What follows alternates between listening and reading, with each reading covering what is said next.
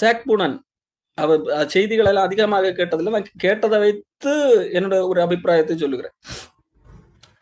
அவர் இயேசு கிறிஸ்து மனிதனை ரட்சித்த பிறகு மனிதனுடைய செயல்களால் தான் அதை தக்க வைத்துக் கொள்ள முடியும் என்று சொல்லி போதிக்கிறவர் என்று தான் கருதுகிறேன். காரணம் அவருடைய சில பிரசங்கங்களை கேட்ட அடிப்படையிலே அப்படிதான் அவர் பேசுகிறார் என்று நான் நினைக்கிறேன். நான் பெரிதாக அவரை ஃபாலோ பண்ணுவது கிடையாது. அது தவறு. அது ஒரு தவறான நம்பிக்கை. இயேசு கிறிஸ்துவை விசுவாசித்து ஒரு ரட்சிக்கப்பட்ட மனிதன் தன்னுடைய செயல்களால் அல்ல அதை தக்க வைத்துக் கொள்வது. ஆண்டவருடைய கிருபையினால் அது நிரந்தரமான ஒரு ரட்சிப்பு. அது ரட்சிப்பு என்றாலே காக்கப்படுதல். காப்பாற்றப்பட்டான். காப்பாற்றப்பட்ட பிறகு மறுபடியும் காப்பாற்றப்பட்டதை தக்க வைத்துக் கொள்ள அப்படி இல்லை. காப்பாற்றப்பட்டவன் தான். அப்போ காப்பாற்றப்பட்டவன் தப்பு செஞ்சா, காப்பாற்றப்பட்டவன் தேவனால் காப்பாற்றப்பட்டவன், யோவான் சொல்லுகிறார், தேவனால் பிறந்தவன் பாவத்திலே நிலைத்திருக்க மாட்டான். ஒருவேளை தேவனால் பிறந்தேன் என்று சொல்லிக் கொள்ளுகிறவன் பாவத்திலே நிலைத்திருக்கிறவனாக கிறிஸ்துவை விட்டு போகிறவனாக இருந்தால் அவன் ஆரம்பத்திலே காப்பாற்றப்படவில்லை, ரட்சிக்கப்படவில்லை என்றுதான் அர்த்தம். பைபிள் பேக்ஸ்லைட் பற்றி சொல்லுகிறது என்றால் அவர் ரட்சிக்கப்படாதவர்கள் விசுவாச துரோகம் என்றெல்லாம் சொல்லுகிற காரியங்கள் ரட்சிக்கப்படாதவர்களை குறித்தது. அவர்கள் ரட்சிக்கப்பட்டவர்கள் தோற்றத்திலே உள்ள இருப்பார்கள்.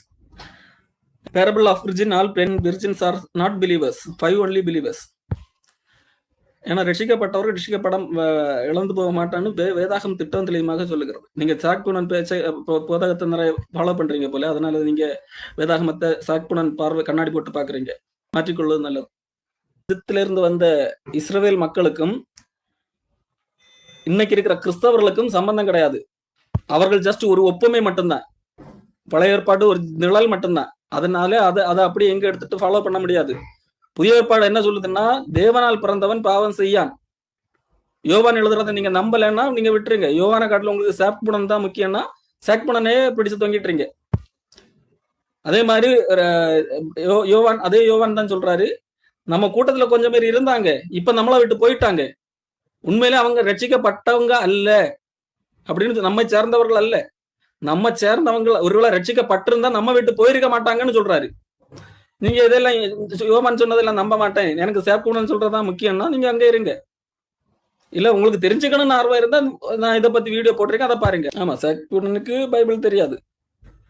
நான் அவர் ரொம்ப ஃபாலோ பண்றது கிடையாது. அவர் என்னெல்லாம் பேசுறாருன்னு எனக்கு தெரியாது. நான் கொஞ்சம் வச்சு பைபிளுக்கு சில விஷயங்கள் பேசினதை நான் பார்த்திருக்கேன். ஒரு ரட்சிக்கப்பட்ட ஒரு மனுஷன் பாவம் செஞ்சுட்டான்னா அவர் ரட்சிப்பை இழந்துட்டான்னு அர்த்தம் கிடையாது. சாக்புனன் சொல்ற மாதிரி ரட்சிக்கப்பட்ட ஒரு மனிதன் பாவத்திலே நிலைத்திருப்பதில்லை. யோவான் சொல்றது தேவனால் பிறந்தவன் பாவம் செய்யான். அந்த இடத்துல பாவம் செய்யான்னு எழுதியிருந்தாலும் மூலமொழியில பாவத்தில் நிலைத்திருக்க மாட்டான் அப்படிங்கறதான் அதனுடைய அர்த்தம். நீங்க சாக்புனனை ஃபாலோ பண்ற வரைக்கும் அப்படிதான் நீங்க பேசிக்கிட்டு இருப்பீங்க.